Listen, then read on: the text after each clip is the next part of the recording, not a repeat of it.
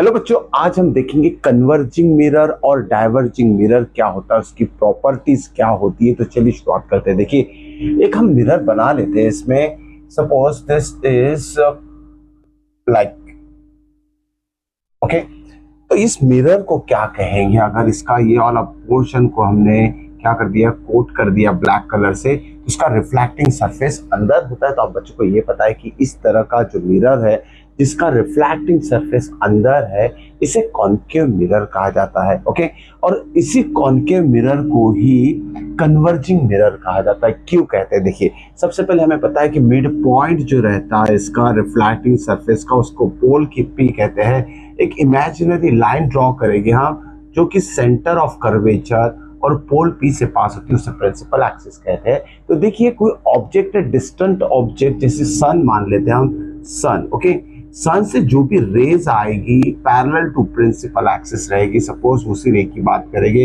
All these are the rays coming from the सन।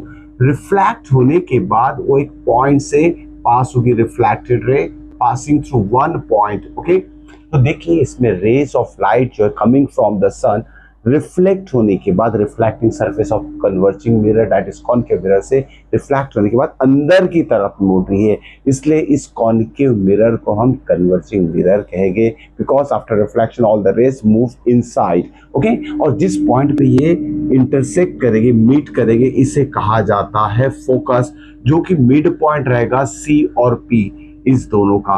मतलब जो distance C F है वही पी एफ रहेगा। बच्चों की समझ में आया होगा कन्वर्जिंग मिरर। अब देखते हैं डाइवर्जिंग क्या होता है। डाइवर्जिंग मिरर में क्या करेंगे, हम एक ऐसे मिरर बना लेते हैं, लेकिन इसका जो रिफ्लेक्टिंग सरफेस रहेगा बाहर की तरफ रहेगा। अब क्या करते हैं, हम इसमें एक लाइन करते हैं, imaginary line passes through pole and centre of curvature. तो यहाँ देखिए, जो भी रेज यहाँ आएगी फ्रॉम सन, यहाँ देखो ऑब्जेक्ट हमारा डिस्टेंट ऑब्जेक्ट सन ले लेते हैं। Whatever be the rays coming from the sun, all these rays are said to be parallel to the principal axis.